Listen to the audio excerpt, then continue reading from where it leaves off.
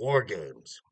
On the men's side, they gave a performance that may be the best the main roster has ever had. Women, however, usually the show stealers, turned in a performance that was really, really bad. And here we go.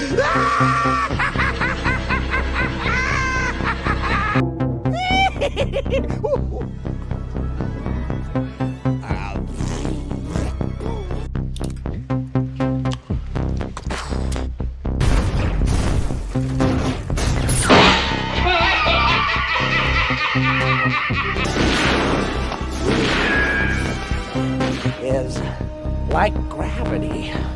All it takes is a little push.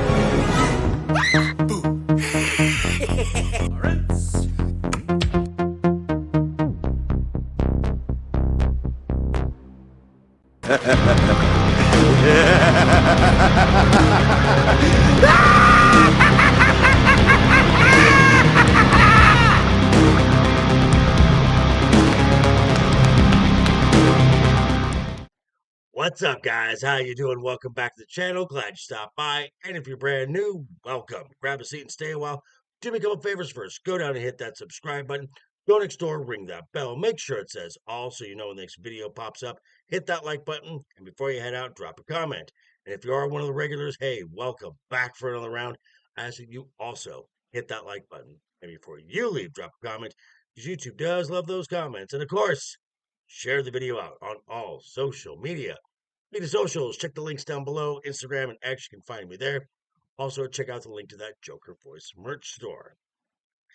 Okay, Survivor Series from Vancouver, British Columbia, Canada, the third year in a row with the War Games stipulation match.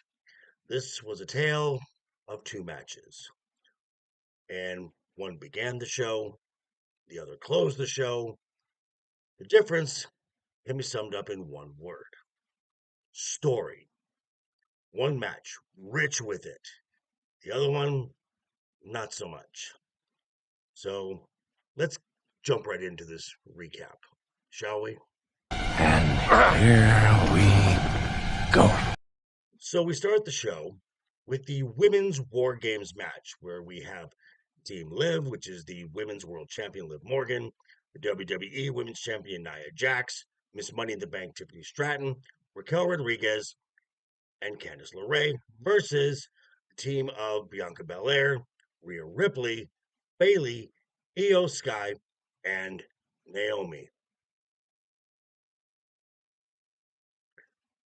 This match was not good. As a matter of fact, for the most part, this match flat out sucked.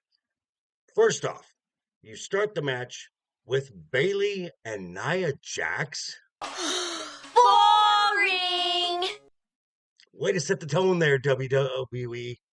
Now, this match didn't get interesting until Tiffany Stratton and Io Sky jumped in.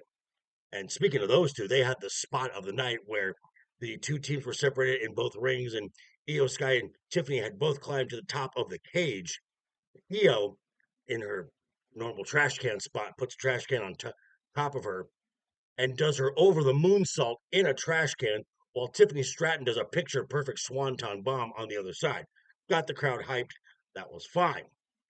Now, the match ended, however, with Bianca and Naomi putting Nia Jax through a table on one end, soon to be followed by Rhea Ripley hitting the Riptide on Liv Morgan through a table as well for the 1, 2, 3. And for the third year in a row, the babyface women's team wins War Games, with Rhea pinning Liv. This is just prolonging this feud that is frankly past being on fumes and needs to end. It's wrong. And I can hear folks saying already, but this is the best story for the WWE women all year. Yeah, it's because it's been the only story for the women all year. You have the number one contender, Io Sky, in this match, who should have pinned Liv, if you want to add some story elements to this. But no, it appears that the only person on Raw that can pin Liv Morgan is Rhea fucking Ripley. Bullshit. And on the other end, we have another teased cash in from Tiffany Stratton. Again, teased, didn't cash in, made her look stupid again, only to have Nia Jax, boring Nia Jax, walk away with her title again. Fuck. This is easily the worst women's War Games match ever, and it was the worst main roster War Games match ever. Well, you're not wrong. Moving on. Next match is for the United States title. This is LA Knight versus Shinsuke Nakamura. Going into this match, I was not confident due to the fact that just how rushed this match is and everything leading up to it, basically no story. Now, in the end, my pick of Shinsuke Nakamura came out victorious and is the new United States champion. If I'm being honest, this match was just meh. Now, the match after that was the triple threat match for the Intercontinental Championship between Sheamus, the champion Braun Breaker, and Ludwig Kaiser. This match hooked. This was high impact from start to finish, fast paced, with all three guys getting their moments to shine. And in the end, Braun hit a spear that just basically bent Ludwig Kaiser in half, followed up with another one on Sheamus. And in the match of the night, Braun Breaker is still your Intercontinental Champion. It's so badass. We followed that with Damian Priest challenging Gunther for the World Heavyweight Championship. Now, this was a story within the match itself, as Gunther's recent crisis of confidence saw Damian Priest getting the upper hand, and even during the match, Damian Priest was out wrestling Gunther until he hit a shoulder block and kind of tweaked his shoulder. Now, selling this injury for the rest of the match, this was part of the story. Gunther pounced and returned to more of that wicked, arrogant heel that we've grown to know and love from the ring general. Toward the end, Damian spilled outside, and while the ref was distracted, Finn Balor attacked Damian Priest, hit the coup de grace from the steps onto the floor. This was met with Gunther giving Finn a big boot, which maintained that while Gunther is a heel, he still has a moral code and does not want his matches tainted. In the end, Gunther rolled Damian back up into the ring, hits the powerbomb, hits the shoulder strikes, and then puts Damian to sleep with a sleeper hold. He not only retain his championship, but recaptures some of that mystique that is the ring general. That's very impressive. And that brings us to the main event. Frankly, the match that this entire Premium Live event was built around. War Games, Bloodline versus Bloodline. The OG Bloodline, Roman Reigns with CM Punk.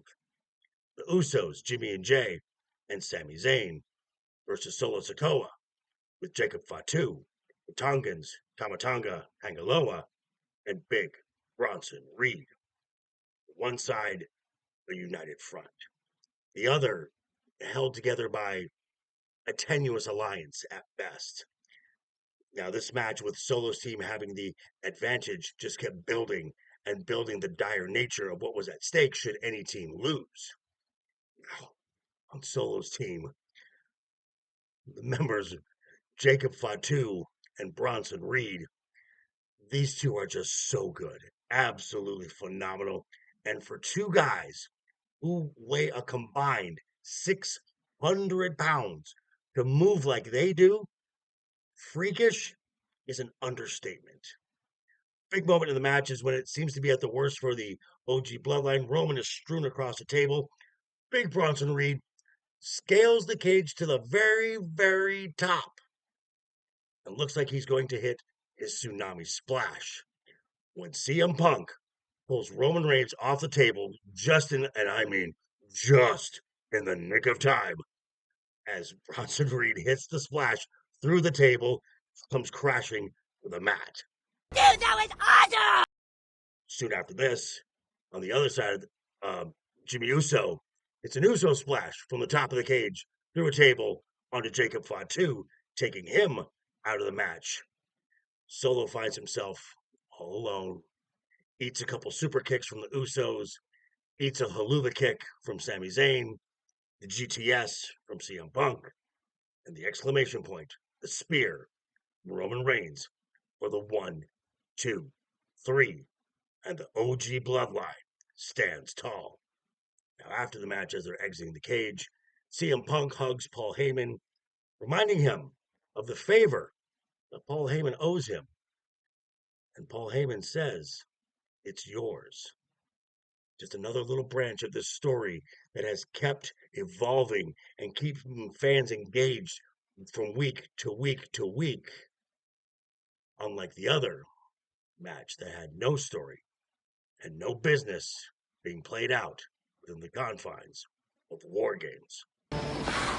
That's a fact. But these are just my thoughts. I'm going to turn it back over to you. Let me know what you think about Survivor Series down below in the comments. Be sure to check me out this week, Wednesday, as me and the guys will be talking about this and a whole lot more on Wednesday Night is Overbooked. Also on Thursday, be hanging out with Roman of the Empire and the whole host of the crazy folks over there talking about the movie V for Vendetta. But yeah, thanks for stopping by, folks. Again, quick reminder before you head out the door, hit that subscribe button, ring that bell. If you liked the video, give it a thumbs up. If you didn't like the video, hey, thanks for sticking around this long. I appreciate it. And I will see you folks all very soon. Hope you had a great weekend. Have a wonderful week ahead of you. And always have fun. Hashtag keep talking. And always keep that smile on your face.